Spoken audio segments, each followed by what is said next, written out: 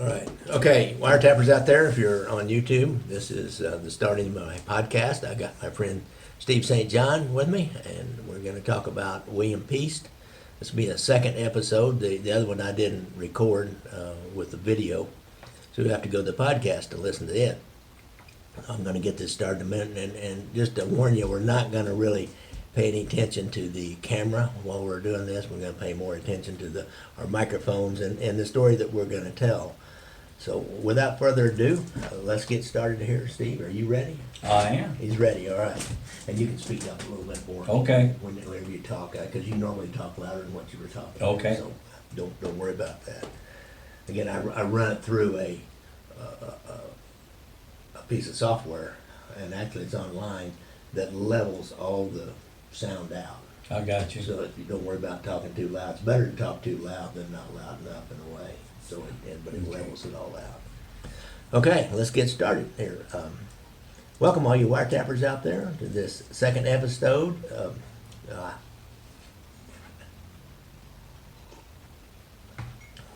Welcome all you wiretappers out there to this second episode of my two-part series on William Piest and the New York City detective who was ratting out his fellow officers to John Gotti and Sammy the Bull Gravano. I got with me my friend Steve St. John, and Steve spent some time in the federal penitentiary with Mr. Piest, the former detective, and he's got some really interesting and sometimes funny stories to tell. Would that be correct? Yeah, he was a funny guy. He was a funny guy. You're a funny guy. Funny? Yeah, you're funny. I think Funny you're funny. how? Well, you make me laugh. No, not Well, really. you know what I mean. You're funny. Oh, I'm just kidding. Yeah. You're like funny. yeah. Steve. Yeah, funny how? You know what I mean. I mean, you're like funny. We better move on. What are you pulling a Joe Pesci on me here? Yeah. Anyhow, you think I'm Henry Hill? Yeah. And you're Tommy Two Guns Somebody. Stone or whatever his name was? I don't know. Always have those cool nicknames, don't they? Anyhow, wiretappers, he's got some really good stories for this second part about Mr. Piest's time in the penitentiary and their interactions there. And he also was in the joint with one of the other kind of principals in this situation, a guy named Joe Butch Carraro. Is that, you remember how you pronounce that last name? Correo. Carraro. So I always struggle, you guys know, you wiretappers know, I always struggle with some of these Italian names. And I've got this peckerwood tongue that sometimes can't get my tongue around those vowels and spit them out all wrong. I hope no Italian people of Italian extraction take offense. And when I say Italian, well, I just remember that's, I don't mean anything by it. I know you're supposed to say Italian, but sometimes I say Italian. That's like in my movie. I made this recent movie, and that's where Steve and I got together, actually. Just before I made that movie, Brothers Against Brothers, the Savella Sparrow War, I had met Steve through a mutual acquaintance, and Steve and I were on the wrong side, the opposite side, shall we say. Well, I shouldn't say the wrong side. There's no right or wrong. There are skillful ways of doing things, and there's unskillful ways of doing things. And so The side you pick. the side you pick, and so we both chose different sides. And when I first met him, I knew who he was, and I'd seen his car, knew where he lived, and knew what he looked like, and knew where he worked, and I knew a whole lot about him. And he didn't even have any idea who I was. Because some nice young FBI agent had come to the intelligence unit and asked us for some help because they wanted to follow a guy around that they were working a case on. And it was Steve St. John. And we knew that he had some connections to the local Savella crime family in Kansas City. He was not like a Bade member or a member or anything.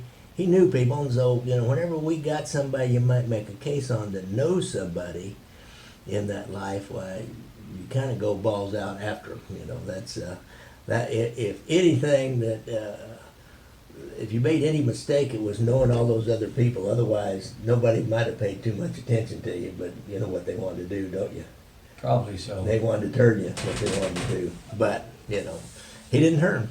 He did not rat. He did 10 solid years. Is that correct? That's correct. 10 solid years, man. That's a long time, but he's got some great stories, and he's turned his life around. and I've been meeting for coffee about at least once a week, it seems like, or breakfast or something. And, when I was making this movie, I said, Steve, I need some help with this. I need a stripper because we had some reenactment scenes. And I wanted a real deal stripper. I had some police women who would help me, but they wouldn't really. I needed a stripper to act like she was going to give a lap dance to an undercover cop.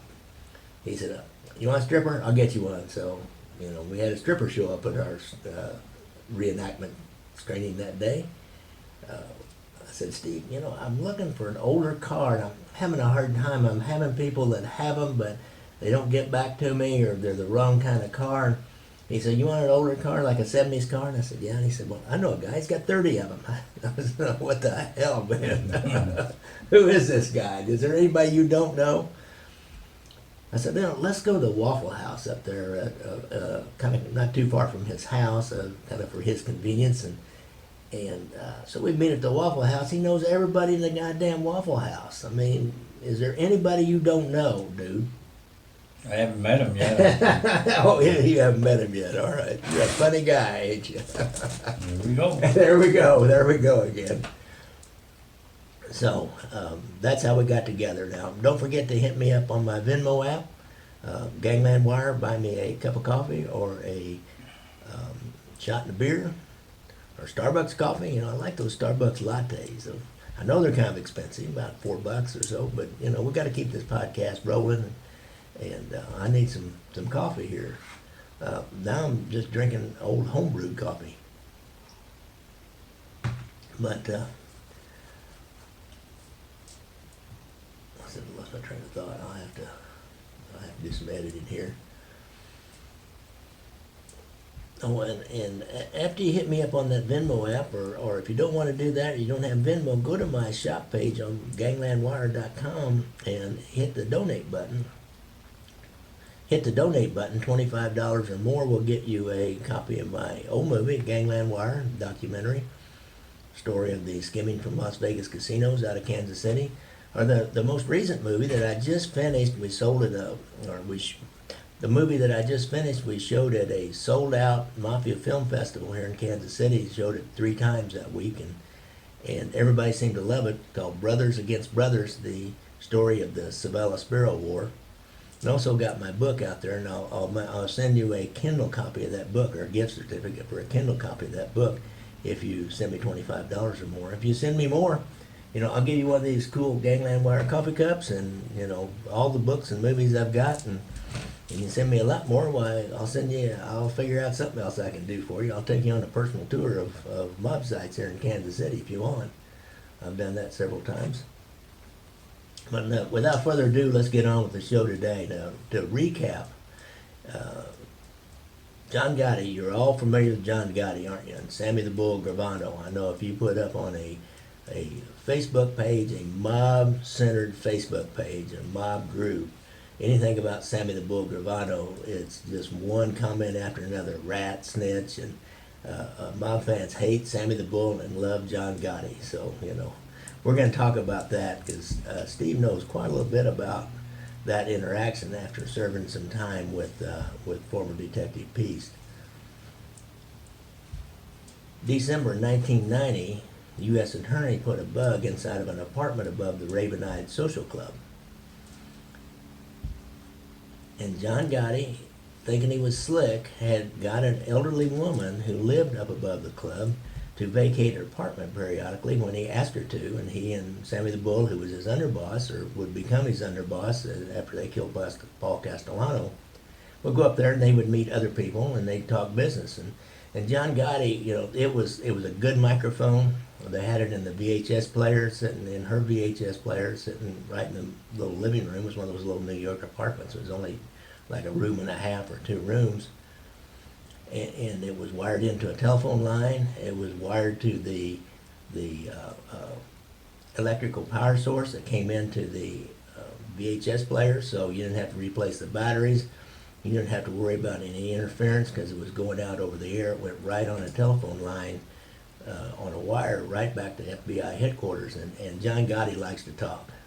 He likes to talk a lot. And they heard a lot of stuff up there, and they ended up charging a whole lot of people off that one little hidden microphone, and specifically the murder of Paul Castellano was included in those indictments. After the indictments came down, they got Gotti and Sammy the Bull and a guy named Frank Locasio and several others, RICO charges and murder and racketeering and extortion, all the usual suspects, the parade of horribles for the defendants. They had a bond hearing, December the 14th, 1990.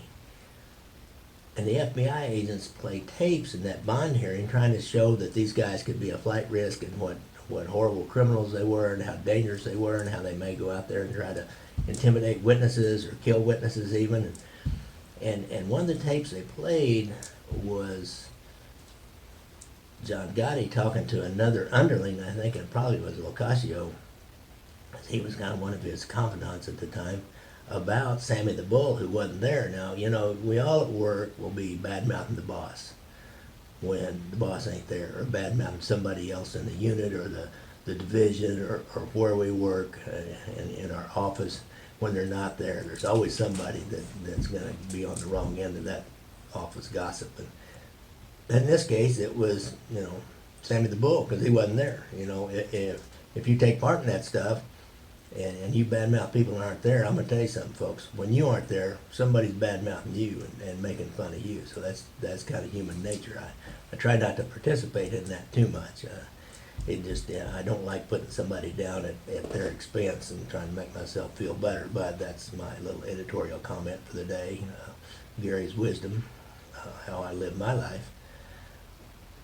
But here's what he said about him. He said things like, you know, he thinks he's building a fucking army within an army. You know, he's got all that, and he ain't giving me anything. And complaining about Sammy the Bull, and Sammy the Bull was smart. Gotti was more of a street guy who was a real charismatic leader, and men wanted to follow him. But he was more of a street guy, and he was a sick, degenerate gambler, and he was constantly gambling and losing money a lot. And the Bull, he figured out under Castellano that you needed to get involved with business. And Sammy the Bull, by this time, had gotten a concrete company, they said, in the island of Manhattan, which we know is the most expensive place in the world to live. If you wanted to buy concrete to build a building, even if you were Donald Trump back then, you had to buy it through Sammy the Bull Gravano. And so he was making a lot of money, and Gotti was jealous. And he wanted, of course, he wanted more and more and more because he always needed more money. After playing that, you know, Gravano, they said, you know, what I read, they said that he, you know, gave him hard stares and said something about you didn't have to do that, and they say that's the reason that he turned. But I think it's more than that, and we'll talk to Steve about that because he knew some other people in the penitentiary about that. But anyhow, that's how we got to where we were, and so. When Sammy the Bull turned, he gave up this William Piest, who was a New York City police detective that I talked about before, and he had been giving information to Gotti all along and burned, the first one, he burned some bugs that were in Sammy the Bull's club and his construction company office, and he burned other people, and they just couldn't figure out who it was. If you remember, they had 4 clues. And he was maybe a cop, he was maybe a golfer, he was maybe a cousin of somebody's, and he was maybe a lawyer. And from that FBI agent, he was really a dogged FBI agent, figured out who he was, and we talked about that last time. Now, Steve, you've heard about what I learned, you know, from public sources, why Sammy the Bull turned, because Gotti was bad-mouthing behind his back, but I have a little bit of a hard time believing him. It was just because he was bitching about him behind his back. That's not that unusual activity among guys like this, is it? Oh, you always have somebody talking about you. I mean, that's common. You leave the room, and they start talking about you. So There you go. you know, what I read, and it's only what I read, because it says that, or people say that when they went to jail that day, you know, that Gotti told Sammy the Bull, he said, listen, you're going to take the heat on this, you're going to take it all. because I really need to get back out there. People need me, but they don't really need you, so you need to take that heat and you'll be okay. And he couldn't believe it when he told him that. He said, in this business, he said, we get rich together and we go to jail together. He said both. He said, we just don't get rich and then dump the case on somebody else. And they claim that's what he did. Mm-hmm. Whether it be or not, I don't know, but they say that's what made him flip. I believe it because, if Gotti told him that and then he didn't do it, what's his life going to be worth? Nothing. Nothing. And Gotti was more of a dynamic leader at the time, although you were in a joint with some other mob bosses that weren't real crazy about Gotti. Is that true? That's exactly right. So you were in, I believe you said you were in with Tony Ducks Carollo and who was the other guy? Fat Tony Salerno. Fat Tony Salerno, who were mob bosses in the Five Families in Manhattan. So they were peers of Paul Castellano, who I know nobody ever approved of Gotti hitting Castellano so he could get elevated to boss. He did that without the commission, shall we say, without permission, is my understanding. I don't know if that's for sure. But you were in the joint with some of these guys. Did you ever hear them talk about Gotti? Yeah, they weren't happy. They were the old school guys. Fat Tony, he just shake his head because he knew that, he was just out there too much and flashy clothes and just kind of thumbing his nose at the FBI. And everybody knows that sooner or later FBI is going to get you because they got too much money. And then Tony Ducks was a nice guy. I used to have coffee with him. He was a really good guy too. And same thing. He just, they didn't like that new stuff, flashing and this and flashing that and thumbing your nose at them, and that's what happened. Yeah, he even got the nickname out of the news, the Teflon Don. This goes back to like the gangsters did in the 30s, like Al Capone did in the 30s. And that they had a lot of cover in the court systems and FBI, and nobody was very sophisticated. FBI didn't even pay attention to the mob back then, but they do now. And they do not like you thumbing your nose in their face, do they? No, they'll get you sooner or later. They got all the money. Yeah, as we used to say in the police department, we got the biggest street gang in the world when we were dealing with street gangs here in the city. They talk about their bad 31st Street dogs, and we say, well, we're like the 63rd Street pig dogs because our station was on 63rd Street, and we got a bigger gang and a better gang than you do. These kids go, oh yeah, but law enforcement has the biggest gang in the world. Biggest organization in the world, and you just can't. I used to work these cases, where it was on you or whatever. Mm-hmm. I remember thinking, if this guy only knew that the weight of the federal government and how much money and time and effort they'll spend to make you quit doing what you're doing, and the only way, at that point in a person's life, the only way you're going to quit it is if somebody forces you to quit it. Mm-hmm. And there's only one way to force you to quit it, and that's to step on your toes so hard that it hurts more to try to continue to do it than stop. And that's that's kind of not so much to put somebody in jail as it is to force somebody to quit doing what they're doing. And it's just sometimes you have no idea. The famous statement is they can't do that. Yeah, they can't do that. I just look at them shake their head and say, can't do that. I could tell you stories that, like you said, like I told you one time, the guy that found the dinosaurs, and they put him in jail. They can't do that. They can do anything they want. Oh yeah, that's right. Tell me that story again. Then we're going to talk about how Gravano was turned that day. Then we'll go back to tell you more about William Piest. But tell our listeners, tell these wiretappers out there that story about that dude that got, how many years did he get? Like 7? He only got, you mean the guy dinosaur that found guy? the dinosaur, yeah. He got 90 days. Oh, 90 days. That's all he got. Oh, really? Yeah. Well, what's the deal with finding a dinosaur? They wanted to make him a felon, and they did. Yeah. He was an anthropologist. Yeah. And I seen him one day, and I was getting close to getting ready to go home in '99, And I was talking to him, having some coffee, and I said, "Well, how long you got?" I said, "How long you got left?" He said, well, I got 90 days. 90 days? You kidding me? I said, "Well, what'd you do?" He said, "Well, I found a dinosaur." I found a dinosaur. And you know, you meet so many people that are full of it. You know, I'm thinking, well, this guy's got some kind of story. But I said, well, what are you talking about? Well, in South Dakota, he owned a museum.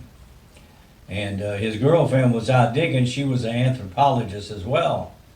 And she called him up and she said, "I found something significant. You need to get out here."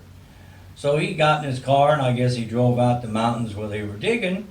And sure enough, she found a significant find that the more they dug up, the more they found. And it ended up being a T-Rex dinosaur.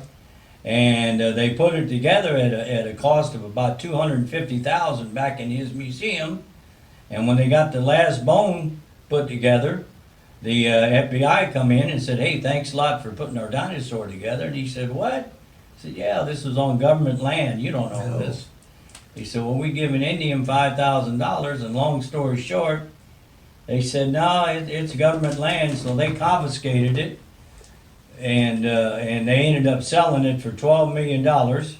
McDonald's bought it, donated it to Chicago Museum History, and they named it Sue, which was after the girl that found it, T-Rex named Sue, and his name was Roger Larson. And you can Google that anytime. It'll pop up quick. And it's, you know, and he's still shaking his head wondering what happened. They can't do that, huh? They can't do They that. can't do that. Yeah, Many a and- guy had gone down because they can't do that. Yeah, and you know, and he said he was going to sue him. So he went out of the country and came back in with more money than he was supposed to. So they arrested him and gave him 90 days to make him a felon. Now he can't even go out of the country. Now what? Oh man. They can do anything they want. Yeah, really. That's oh well, like you said, they can't do that. Oh yes, they can. So anyhow, that's was one of the many prison stories we're going to hear from Steve. Is over the next few weeks we'll keep getting together every once in a while and telling some prison stories. You up for that, Steve? I'm up for You've it. got some too. Maybe we'll have some jailhouse nachos. Jailhouse nachos. You can tell us how to make them. Anyhow, let's go back to Sammy. How did Sammy the Bull come in? How did this happen? I mean, you always read about it and people get all mad because he's a rat and a snitch and everybody loves John Gotti. I'm not real clear about that hero worship there, but from what you said, Steve, I don't think he really had a choice. He had no choice. It was either die. It was either him or Gotti. That's like Frank Culata out in Las Vegas. It was either him or Tony Spilotro, what it came down to, because Spilotro was told you need to clean up your mess out there in Las Vegas, and Culata was part of the mess that he had got into after these guys got caught on the inside of that burglary, and somebody was gonna start talking out of that, and so he came in, and Gravano, I think he was part of the mess that Gotti had created, and he was going to have to clean that up. So to me, they didn't really have a choice. They just might as well kill yourself now, huh? But in the fall of 1991, as Gotti's trial drew closer, there's some woman called the FBI office that was handling the case, and the agent recognized her voice. I don't think nobody's ever said who it was, but obviously one of the Gravano relatives or confidants, probably a blood relative, don't you imagine?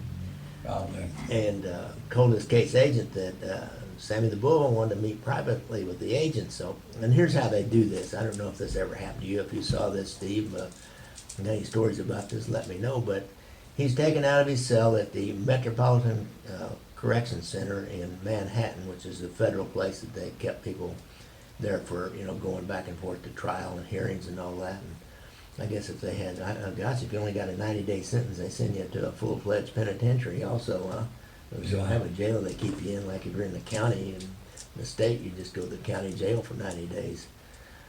But anyhow, they pulled him out of his cell for a handwriting exemplar. So there's a good reason to pull him out, kind of a cover. But afterwards, instead of taking him right back to his cell, he was taken into a jury room, because the courthouse was like attached to this somehow, and took him to this empty jury room, and there's an FBI agent and the U.S. attorney, a guy named Bruce Mouw, M-O-U-W, who was prosecuting Gotti in this case, and it was to be Gotti's last case. And they talked to him, and Gravano said, he said, I got a lot to tell you guys. And one of the agents that was there would later say that he said this, he's like Johnny Cochran here, he got a little rhyme, he says, if I talk, I walk. And as a kind of a teaser, he described the exact scene and how it went down when Paul Castellano was killed. And that was kind of like the holy grail to solve the murder of a mob boss in New York City. That would be one that the U.S. attorney could stick in a feather he could stick in his cap, don't you think? Yeah. Solve the murder of a mob boss. That would be huge. A few days later, they adjourned and sent him back to his cell and got together with, probably had to go all the way up to the Attorney General's himself. And who was in charge of this under the Attorney General was Bob Mueller, famous Bob Mueller, Mm-hmm. Mueller, I think. Mueller, famous Bob Mueller. He was over the criminal division of the entire U.S. Attorney's Office, and so he would have been involved in this decision. He can't take down Trump, but he sure took down John Gotti in the end, or his people did. A few days later, these guys, the agent and Bruce Mao, came back and said, here's what you got to do. You got to testify in a variety of different trials, at least for the next couple of years. But you also have to take a conviction that has a maximum sentence of 20 years. This guy seemed like Sammy the Bull. How many murders did he? Did you ever read that, Steve? They say 19. 19 murders. This guy was, he was a killing machine. He was killing, once he kind of became the underboss especially, he went and, I'm not going down through all the names, but he cleaned up some old business and took care of some grudges because he could then. He was a cold dude, man, but he'd have to take this conviction for at least 20 years. And when they say a maximum of 20 years, he never served 20 years. I think he served maybe, do you remember, Steve? 5. He served 5 years in some kind of a snitch prison somewhere. Probably, I think there's one out in San Diego.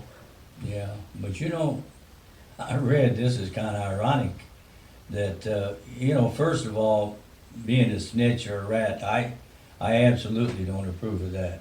That's a personal opinion. Whatever he chose and why he chose it, is his business, I guess. But to me, that's the, if you do the crime, like they say, you got to do the time, and that's the way it's supposed to be.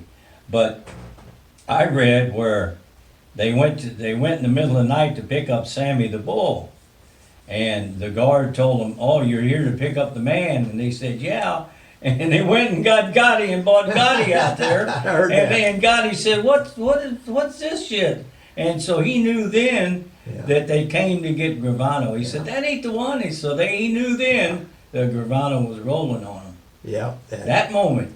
That's what I heard too. That's exactly how it happened. They said they were taking Gotti back, and he must have looked down at the papers and said, oh, it's for Gravano. And then he knew. And they're supposedly taking him out to another prison that normally they would take him to if you want to transfer somebody in upstate New York. But, you're waiting for trial. You're not going to take somebody out to They took him to FBI headquarters. Exactly. Oh, man. And they said Gravano could hear Gotti yelling, I bet. Fucking rat, Yeah, I bet And they said that he just, one of the agents that was there said, he just was stoic on the way out. And he looked up at this one agent and he said, it's kind of an interesting little tidbit from this FBI agent. He said, where are you from? And this agent said, like FBI agents are from all over the United States. And, here we are in New York City. Sammy Gravano's probably never been out of New York City except to go to Atlantic City or maybe down to Florida or something, and especially never to Iowa. And the agent says, I'm from Iowa. And, New York, what New York people think of us from the Midwest, from Missouri or Iowa. They think we're all a bunch of rubes and hillbillies and hicks, but they also think that they were probably pretty honest. It's not the same as those cops and law enforcement people back east, has been my experience. And he said, if I'm going to start trusting somebody, I might as well be somebody from Iowa. So I thought that was kind of an interesting little tidbit. So they take him to an FBI office, and they end up taking him to a motel, and they start hiding his family. Got to take his family and hide them too, because this is, I mean, this is too huge.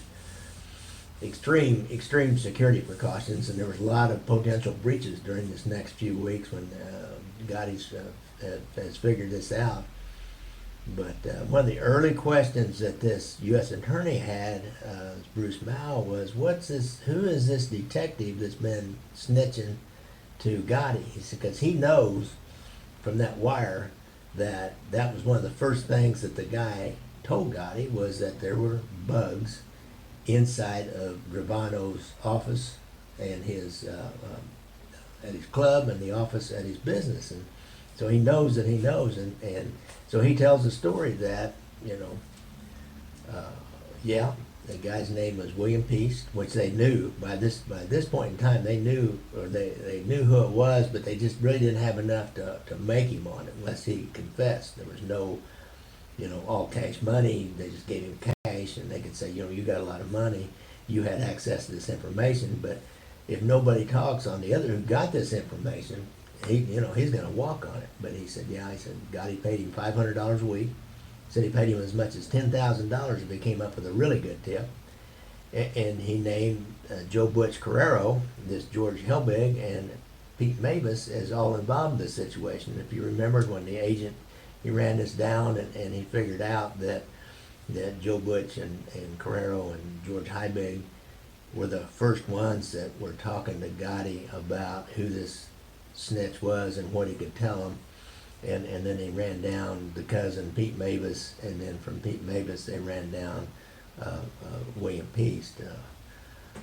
1993 February, former detective William Piest, who had retired by this point in time, Steve will tell you a little more about what he said was why he did this, but he got 7.5 years for selling confidential information to William Piest, and so where did you first meet former Detective Piest, and what did you think? I mean, did you know he was a cop, or what? It was in Yankton, South Dakota. What's the name of the facility up there? Yankton, South Or Dakota. just that Yankton, is just the name of it, FCC yeah. Yankton? It used to be Mount Marty College, and then they Oh, really? turned it into a prison. Oh, so is it more like is it a lower security? Lower security, because Okay. I went from a higher security, and I put in to go to a lower security because I wanted to become a baker and go to college, and that's the only place they had that program. Oh, really? So you were able to get transferred Yes. up there? Kind of cold up there in the winter, ain't it? Yeah, like 30 below. Really? So anyhow, you get up there, and so they have put Mr. Piest in Yankton.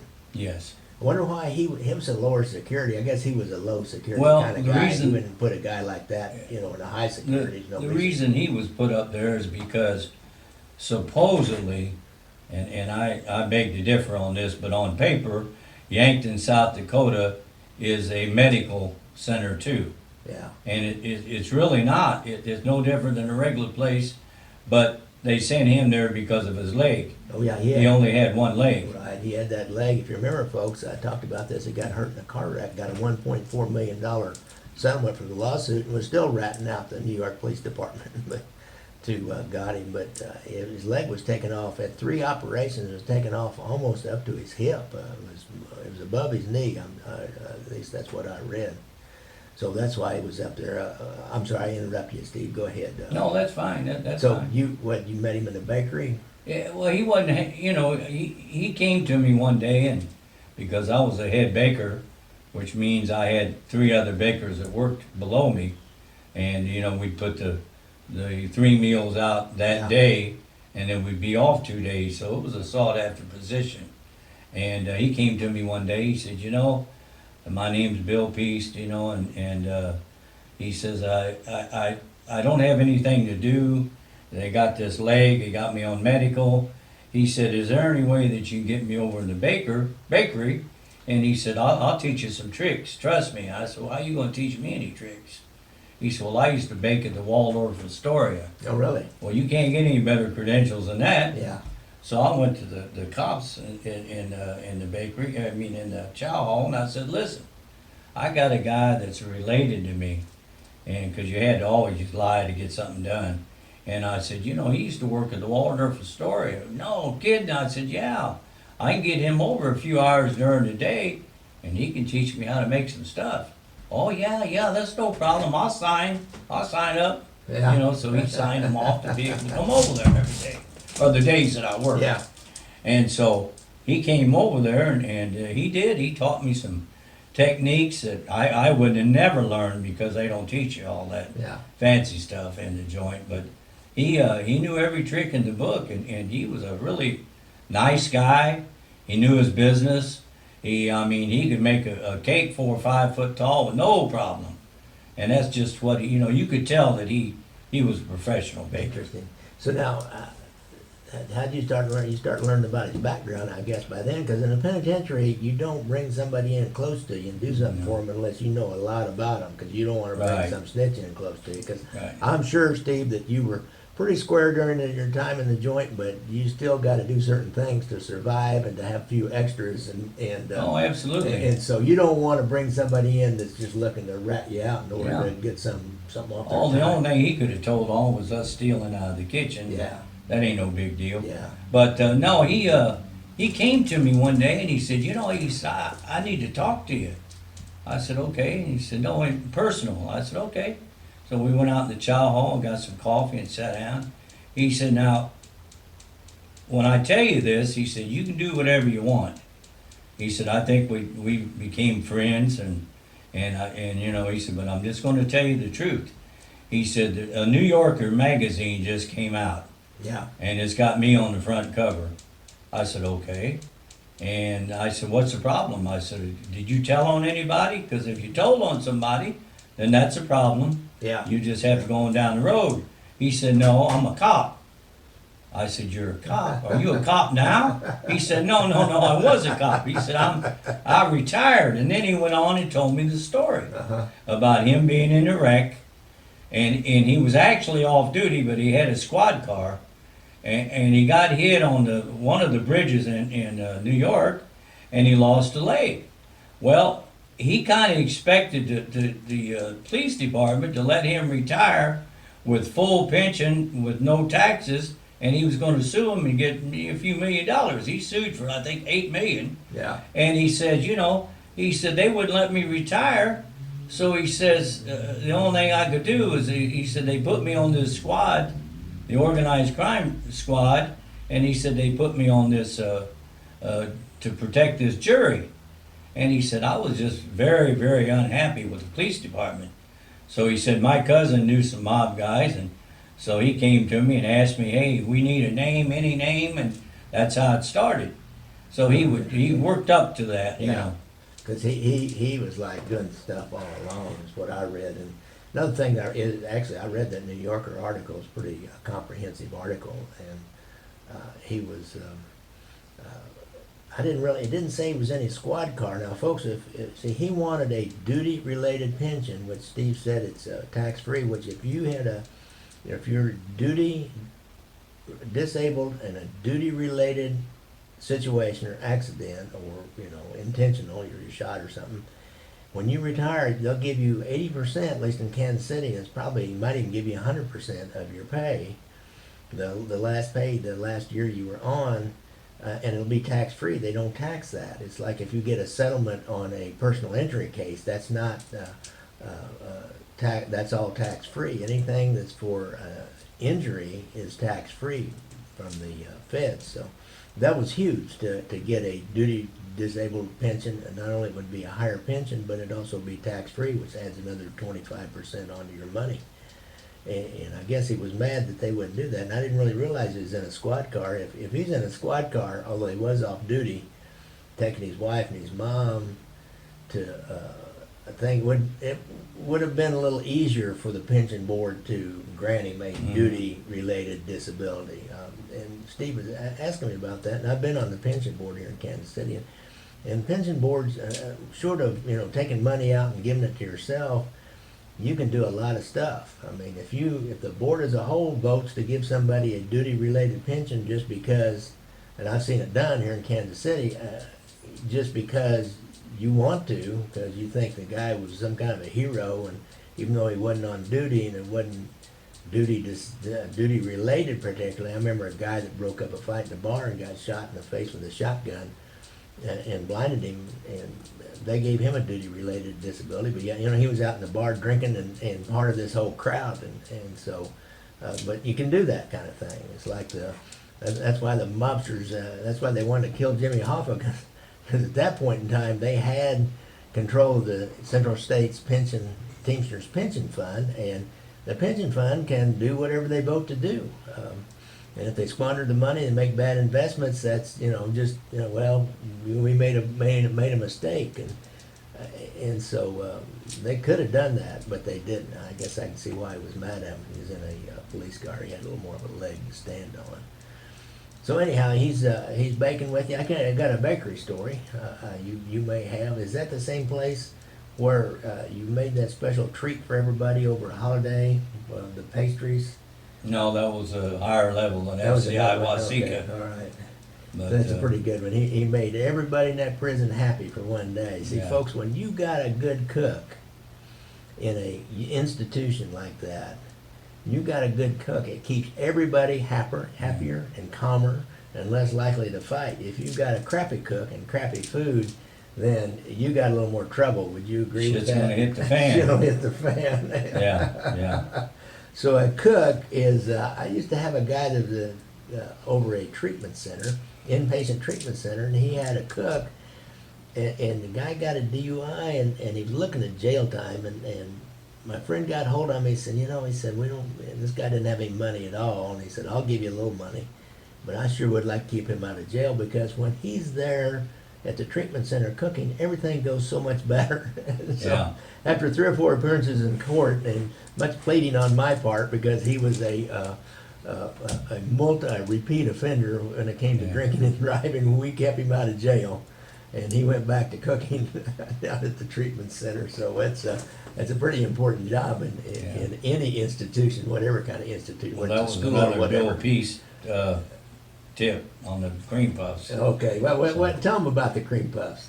Oh, yeah, I was in FCI Wasika, and they just opened it up. So a lot of guys was there that was unhappy. It was 30 below at Yankton, but it was about 40 below or 50 below at Wasika, Minnesota. So that was worse yet. And they didn't have much there. They had no recreation. They had nothing because they just opened up. So I'm the one that opened the bakery when they shipped me out of Yankton. I don't know what for, but it was in the middle of the night. Oh, that's another story. What Yeah, happened? we'll That's do another that story. story. That's another. We'll do that So, story, folks. But go ahead. With anyway, the pastry or cream puff story. They were really unhappy. So I told the guard in the kitchen, I said, listen, if you let me do what I want to do, everybody will be happy, trust me. And I told him, I said, I want to make cream puffs for everybody. Cream puffs? He said, are you crazy? I said, we got 500 people here, and it was a small amount. And I said, That's not nice. I said, that's okay. I said, I said, you hold the head, and I said, let me blankety blank this horse. You just hold the head. And he said, can you really do it? I said, well, yeah. Always, on cream puffs, if anybody's out there that's knows baking, all it takes is flour and water, Yeah. and that's it to make the shell. And the cream, you can make the whipped cream or you can make the Bavarian cream. And I choose the Bavarian cream, by the way. And so I made, about 750 of these cream puffs. And then we get them, we cut them in half. I had one guy cut them in half with the chain on the blade, so you couldn't take it with your room with you. Yeah. And you just stand there and cut them in half. And then I'd have another guy fill them with an ice cream. So we'd fill them with ice cream, put the top back on, put them in the freezer. So when the guys come to the line, there was nothing to it. They were on plates, sitting there, and I had hot fudge chocolate. Oh, When man. they come to the line, I'd put that fudge on there and hand it to them, and they went through the line faster than they would normally. I bet. So it was really nothing to it if Yeah. you knew how to do it. warden come by and he said, St. John, you're killing me. I mean, he ate 3 or 4 of them. I said, well, you know what? We got to keep everybody happy. You know, just keep the supplies coming. That's all I want. So yeah, it's they can make things a lot easier on people. Yeah, really. All right, that's a great one. That's a good one. Okay, one more. Then we're going to get out of here. But you were also one of the other people that were involved in kind of the setup of how connected Piest, how they connected him with Gotti was a guy named Joseph Vincent Joe Butch Correo. Is that I pronounce that correctly? Yes. Correo. And you were in one of your facilities. You were in with Joe Butch. Is that Rochester, Minnesota, which is colder than Waseca, so they kept sending me somewhere colder. I think they were punishing me. Top of the United States, Yankton, South Dakota, Wisconsin, northern Wisconsin, and Minnesota. Rochester. Oh my God! So anyhow, well, at least you had the Mayo Clinic up there if you got sick. It had the Mayo Clinic. Anyhow, go ahead with the. What was your interactions with this dude? Well, you know, you just don't. Like everybody knows, you don't go to a joint and just bust in a crowd and say, "Hey, here I am," you know, let's be friends. Yeah. It doesn't work that way. But fortunately, this was my 7th place. Okay. So you were a veteran, buddy. Yeah, I was a veteran, and I knew a lot of people. Yeah. I knew a lot of guys from New York that was down in Springfield. Fat Tony. I was with. Lefty Ruggiero, which I made the Donnie Brasco story about. Oh, that's right. You were in a joint. He was a good friend of mine, yeah. Cool. We've got to talk about him. Yeah, and he was there. So I knew a lot of guys that knew a lot of guys. But when I entered Rochester, usually if somebody knows you, they'll meet you and get you stuff you need and whatnot. And I had a very, very dear friend of mine that I knew way before I came in, named Frank Gagliano from New Orleans. He was a gentleman's gentleman. He was a great guy. And I was friends with his son. Matter of fact, the day that they raided me, and I'm not going to point any fingers. The day my guys raided you, FBI agent, yeah. And my boys, Frank and Jack Gagliano, which were dear friends of mine, I had just taken them to the airport. They had been at my house for about a week, up above the deli. So I took him to the airport, and the FBI and the squad was kind enough to wait till I came back, and then they raided me. Yeah. So anyway, their They had dad. to break down your door. That's right. I didn't let him in. Because that was a hard door to break down. Yes, it was. That's why it was such a long wait. So, Mr. Frank, I had sent word down there. I said, they're trying to get you. You know, he said, I'm not doing anything. I said, well, whatever. I said, that's all they want to talk about. Because they interviewed you and Oh, asked you a lot yeah. of questions about Oh, Frank yeah. Gagliano, Yeah. right after that. All right. They said, that's all we want to talk about. I said, well, they make a good muffaletta, and that's all I know. Yeah. And so, Mr. Frank, since that time, I guess they had arrested him and 4 or 5 guys from New York for 5,000 poker machines in the state of Louisiana. It's that video poker deal. We had the same thing in Kansas City. Boy, for a while, all these mob guys were into video poker and making some money out of it. But so he was there waiting for me, and he said, you told me. I said, I sure did. So, you know, he introduced me around, and there was a couple of friends of mine that was there from Kansas City. And so, you know, it don't take long to know people. So I'm walking the track one day, and I'm walking the track with this Joe Butch Correo. We became friends. And so we're walking the track, and this guy's about 6'8", 6'9". So for every step he takes, I got to take about 10. So I'm like a slow, like a jog, and he's walking. And so we're walking and talking. You know, what are you going to talk about? You know, it's nice outside today. That fence looks a little bit taller. And so, you know, I broke the silence. I said, hey, Joe, and this had been after I met him. You know, I knew him for about a month or so. I said, did you know a guy named William Piest? Boy, and he stopped dead in his tracks. He turned around at me, he says, where'd you get that name from? I said, well, I know him. How do you know him? Yeah. And I'm looking at him. I said, well, I was in Yankton, South Dakota with him. He said, yeah, I know him. I said, he was a cop, right? And he said, yeah, but how do you know? I was in there with him. I said, I had him in the bakery. He said, yeah, that's right. His name was AKA Baker. They called him the Baker. And if you ever read anything about Bill Piest, they'll say AKA the Baker, because he used to bake in the Waldorf Astoria. And prior to that, he was a guard at Rikers Island. And he had told me all this. So Joe Butch said, wow, man, it's a small world. He said, yeah, he was on my case. And then he explained to me that, yeah, he says, he said he retired and he was, he'd been retired for several years. And we thought everything was fine. And all of a sudden, Sammy the Bull flipped on everybody. And they went and arrested the detective and said, come on, you're going to jail. So, it was a small world. Small world, that is a small world. And I think Kansas City's a small world, but I bet in that federal penitentiary system, it's a pretty small world, too. Yeah. So tell us a little more about Joe Butch, if you could.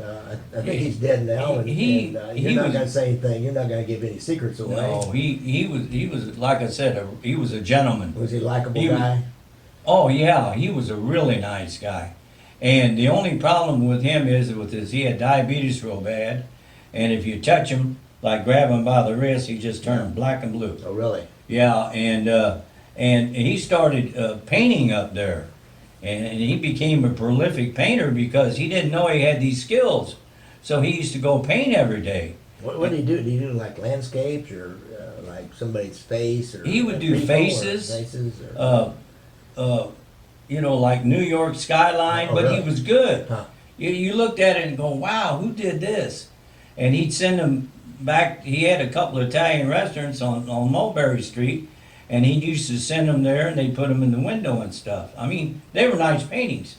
Yeah. And I said, man, Joe, you really know how to do that stuff. I said, I wish I knew how to do something like that. I'd send something to my daughter. And he says, let's make her a jewelry box.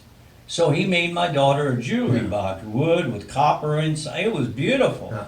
And he had her name on there. So I sent that home, and he was just a really, really nice guy. But he was a tough guy. He was in the 70s, and he was having problems up in his unit. Him and a couple of his buddies had some young guy up there. Young guys are going to try you. Yeah, was he a motorcycle gang dude? Yeah, a motorcycle guy. And I told Joe, Joe, I'm not telling you what to do because you surely know way more than me. But I said, the captain, every penitentiary has a chief of police, but they call him the captain. Yeah. He's a captain, and he's in charge of security and stuff. And I said, that guy don't like you anyway. I said, you got to really be careful. And the next morning, one of his friends come out and said, well, Joe's gone. I said, gone? What do you mean? Did he die? He said, no. He said, but he got into it with that motorcycle guy, and he cracked him with the chair. Because, those old timers, they don't play. They're not going to take anything off anybody. And so they shipped him in the middle of the night, put him in a Learjet, and sent him to Springfield. And I had told him, I said, boy, you don't want to go to Springfield. They'll kill you down there. You're not going to get near the care that you do at Mayo Clinic, obviously. Yeah, you mentioned that to me. I always thought Springfield was like the a good place for prisoners to go. They closed that floor down for staph infection for many years. Oh wow! You had to go downtown to St. John Memorial or Cox Memorial, which I've been to both. Huh. So you had another interaction with you were in New York at this cigar store. Yeah, Joe Butch owned a cigar store. It looks to me like it might be at 141 Mulberry Street. Probably the might be called the Three Little Inn or the Cigar Bar.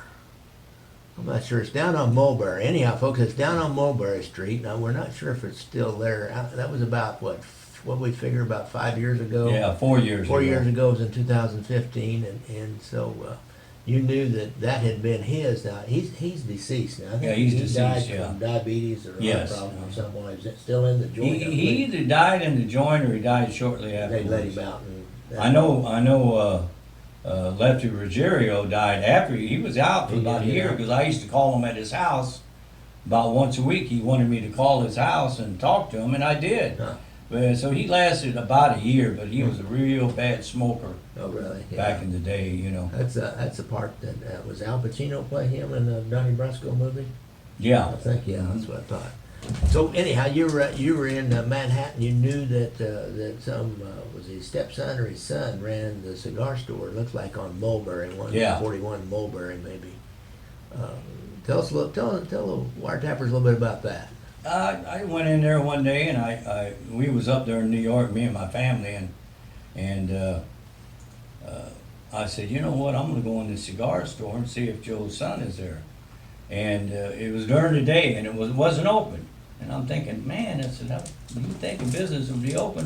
Well, he opens at night, 6 o'clock at night. Oh, really? Huh? So I caught him at night and went in there, and I explained to him who I was, and told him some things that he would probably know that only somebody that knew him would know. And after I told him that, he hugged me, and yeah, that was my dad. I said, yeah. I said, and then I told him about the detective. He said, yeah, he turned out to be a pretty nice guy. I mean. And that detective, he never snitched on anybody. No, he never told on anybody. I'm kind of surprised because he probably, I mean, being a former detective, you don't really want to go in the penitentiary. You're gonna have some hoops to jump through. Yeah, and yeah. You could have some problems now if he didn't rat on anybody. You didn't tell on anybody. The New York families probably had people around in the different federal systems that could at least it's just speak up for you. In Leavenworth, we was in with, I think there was about 5 cops. They called them, well, 5. I don't know where the other 2 went, but they called them the Marquette 10, and they were cops that was taking money from drug dealers. Oh, okay. I was in Chicago. Chicago, I remember that. And they were up Leavenworth when I was there, and really? nobody bothered them. They were good guys. One of them was named Smintek, and one of them was named Pena. Huh. I remember those 2 names. I'll have to research that Marquette 10 and find out more about that case, and let's do a podcast, and you can talk a little bit about being in the joint with them. That would be fun. Yeah. Interesting. So that's, one other thing, folks, from our friend Steve, before we get out of here. He had another little interesting interaction after he left that cigar store down in Mulberry Street, or Little Italy, down by where Joey Gallo and Berto's Clam House, and kind of, where John Gotti had the Ravenite, and I mean, that was Mob Central at one time. Now it's all Chinese. That's what it's mostly Chinese now. So you had another interesting little interaction down there. What was that? Well, we started walking, and I stopped in the store and seen a guy that I did know, and then come out, and a guy's waving at me, come here. And I said, what? And he said, oh, come here for a minute, come here. And my daughter said, go see him. That's Tony Danza. So I don't know whether he's Tony Danza or not. He looks awful skinny to me. And I went over there, and it was Tony Danza. Really? Put his arm around me. He said, come on with me. Oh, okay. So we go in this store, and come to find out, he owned this store with this older lady, and it was a liquor store, meat, and Italian stuff in there, and like a corner convenience store. Yeah, but it was a fancy one. And he told the lady, he said, who's this guy look like? She looked at me and it looked like she seen a ghost. She said, Cha-Cha. I said, Cha-Cha, who's that? I said, that was her husband. They called him the mayor of Little Italy. No, really? And his name was Cha-Cha. Yeah, and my daughter started laughing. I said, see, he wants my autograph. Yeah. I don't want his. So we took a bunch of pictures with him and stuff. And folks, he sent me one of those pictures, and Tony Danza was really skinny. He was kind of well-built dude. He was about 120 pounds, and, Wow. and that's what floored me, because, he used to be a boxer, professional boxer. Huh. And, he ain't no joke. He was a tough guy. Yeah. But, I don't know. Maybe he was sick. Maybe he was working. I don't know. But he was skinny. A lot of times those guys will go on these real strict diets and work out to get down for a particular. And he was just going role. through a divorce, he told me. So, yeah, well, that'll take the pounds off. That'll take it, yeah. On the police department, you see these guys, I did the same thing. I shouldn't say these guys. You get divorced, and then all of a sudden you lose about 15, 20 pounds, get in shape, and then you end up getting married again, and then you put that 20 back on, and then about another 5 or 10 more. So. On him, it was probably the gal took all the money out of his pockets, pinned him down. But he was a nice guy. All right. Very nice guy. Well, this has been great, Steve. I really appreciate you coming on and doing this, and let's do some more shows. You want to? Okay. All right, great. Yeah. So, folks, if you have a problem with drugs or alcohol, make your first call to First Call. Or if you have a relative or a friend or somebody you care about that has a problem with drugs or alcohol, make your first call about them to First Call. Call 816-361-5900 or go to their website, www.firstcallkc.org. And don't forget to hit me up on Venmo, Gangland Wire, and buy me a cup of coffee. A couple of Starbucks lattes would be much nicer. Of course, I'm just kidding you. And or a shot in a beer. I'm going to meet a guy Friday. He said, I'm going to buy you a shot in beer in person. And of course, you know I don't drink, so I'll take me get me a Diet Coke or something like that. But I'm going to meet this guy, and he's given me pretty sizable donations, so we're going to sit and talk about the mob for a while over at Kelly's. Kelly's in Westport's real famous Kansas City Tavern. And Steve, that's a tavern we turned into a strip That's club. right, that's right. I remember that, don't you? I do. Where Steve played a policeman. That's right. An undercover policeman. That's of all right. things. Your worst nightmare come true is an Yes, undercover indeed. policeman. Anyhow, so and I've got my books out there. My one book, actually I have two books. If you don't care anything about the Civil War and around that time, it's called The Immortal 10. It's about a guy that got caught bringing some people up the Underground Railroad and got put in jail over here in Missouri, and the story of his time in jail and how they broke him out. I've got my other book is Leaving Vegas, How FBI Wiretaps Ended Mob Domination of Las Vegas Casinos. And get the Kindle version because I've hooked up the actual audio from the real wiretaps to different places in the book. You can just click on it and go listen to it. I'm working with a guy at the Las Vegas Review-Journal right now, at the Las Vegas Review-Journal right now to